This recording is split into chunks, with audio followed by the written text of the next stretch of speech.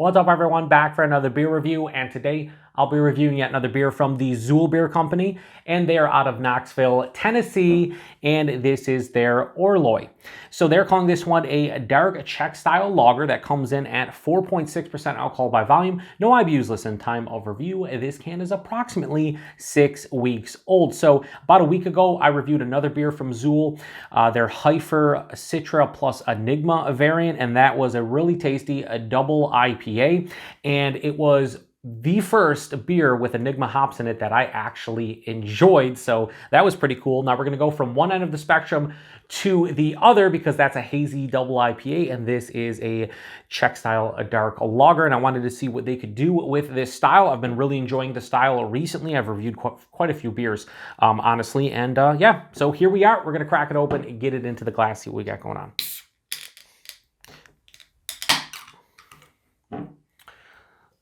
So yeah, it's pouring out that darker, kind of brownish kind of look to it. Almost looks like, most of these look like cola or Dr. Pepper or something when you give them a nice pour. Root beer, the whole nine, and they don't taste like it, but they definitely look like it. So throw this over here. Yeah, that looks beautiful. You're probably not going to see that on camera as much as I am, but it doesn't have a completely, like opaque look to it.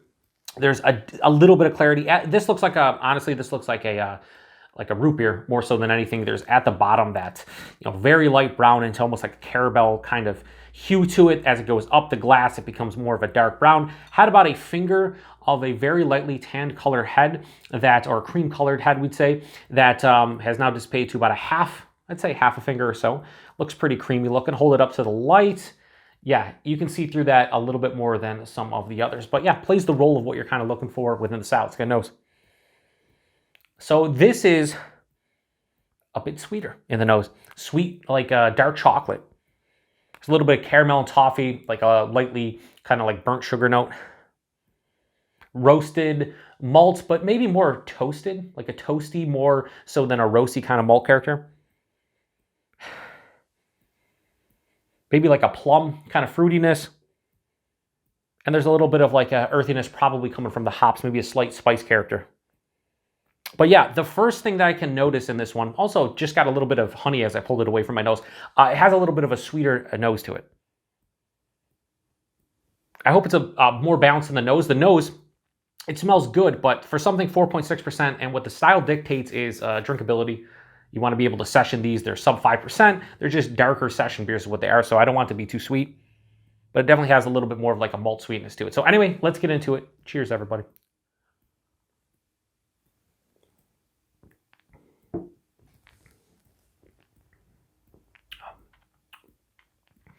Yeah, this is definitely sweeter than the vast majority I've had recently.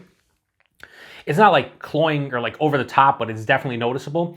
And I do think that that would impact the drinkability of this one if you want it as a session beer. Let's say you bought a 4-pack of this one. I don't know if I could drink more than a can or two, and these are sub 5%, and I think that's kind of what you want out of it. Anyway, let's go body and mouthfeel. This is a bit thinner than some others I've had. This is like higher side of low body, lower side of medium body. I prefer them to be in like the medium bodied range. Even at sub 5%, you want a little bit more of a viscosity to it, but like not overly so. So a little bit thin. And the mouthfeel has a nice smoothness to it, but it's not anything special. There's a nice crispness to it like you want. So a little bit thin overall. Body and mouthfeel are okay. The taste, I like the flavors. I actually like the flavors quite a bit. I think they're popping. Right at the forefront, beautiful mix of toasted into roasted malt character. It kind of turns into a little bit of a light coffee roast, and then a sweeter kind of dark chocolate hits. That's all at the forefront. As it continues through the palate, a little bit of that light brown sugar, caramel, toffee, like just caramelized sugars for the most part kind of hit. I'm not getting that dark fruit, kind of like plum, almost raisin-esque thing I was getting in the nose that kind of has dissipated or not even really shown up in the taste. That was more nose than anything. I think the issue I have with this beer, with the taste and with the sweetness, is that there's nothing for me on the back end kind of stopping that sweetness and kind of balancing it out, right? So all that malt goodness is pushing through your palate. It starts right at the front, goes through the middle of the palate, And then what I typically look for is about 2/3 of the way, 3/4 of the way through the palate on the finish. You want some kind of substantial dryness. You maybe want a mild to moderate bitterness, something to kind of break up the monotony of all the sweet malt character. And this one's a little bit lacking in that area. So it doesn't stop the sweetness. And not that this is super like over the top. Like I said, this isn't cloying. It's not like drinking a super sweet pastry stout or something to that level, but for a sub 5% beer that's supposed to have a sessionable kind of vibe to it, I'm not really getting that.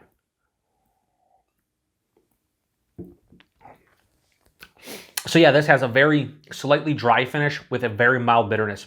Not enough to kind of stop that sweetness. I think if either the dryness or the bitterness was kind of moderately there, I think this would be way better for the drinkability of this one and kind of what you're looking for, right? 4.6%, you can't taste it. There's no off flavors. There's nothing bad about this.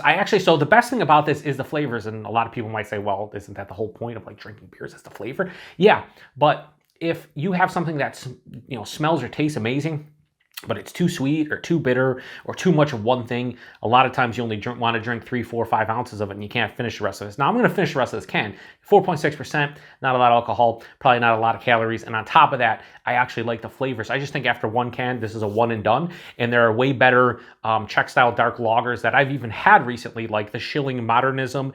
And then I forget the name of it, but the collaboration between Von Trapp and Counterweight. Those two are great examples of the style, great drinkability, awesome flavors, and the body wasn't thin. This has a thin body and just not enough of a drier bitterness kind of to balance it out. So this isn't bad by any stretch of the imagination. It's just not my favorite within the style, and I'm glad I tried it though. So, you know, I will, if we continue to get Xül here, which I have no idea, they had a drop here recently, and I picked up a couple cans from them. If I see another lager from them, I might give it a go if they do like a Pilsner or something, maybe a Helles lager. So this isn't bad. It's just not as good as some others in the style. So Orloj from Xül, I really like, if you look at like the label art with Xül, I love their stuff. It's just really, really nice. But we're here for ratings, right? Well, I'm here for ratings right now. And so I'm going to give this beer a low 3.75. I'm going to go 3.7 out of 5. That's the best I can do for this beer. I think if the body had a little bit more of viscosity to it and there was some kind of something on the finish to balance this one out, I think this would be an easy 4 for me, maybe like a 4.1, but as is, have to be honest with it. So price and availability, price point, I paid $3.99 for that can, and I think 4 packs were around like 14, 15 bucks. A little bit steep, but you know, Schilling beers, when they show up here, they're in the same realm. They're like 15, 16 bucks. A lot of beers nowadays are in this range. I'm not saying it's what I'm looking for. I wish this was more in the $10, $12 a 4-pack range, but this was like $15 a 4-pack in my neck of the woods, probably cheaper in and around Tennessee, but I would definitely never pay $4 for this beer specifically again. And availability, I have no idea with Xül. I'm here in Buffalo, New York. They showed up about a month ago, and they had, I think, 5 or 6 different offerings. I picked up a couple of them. I really have enjoyed their hop forward beers. So if they show up by you and you like hazy IPAs and hazy double IPAs, give them a go.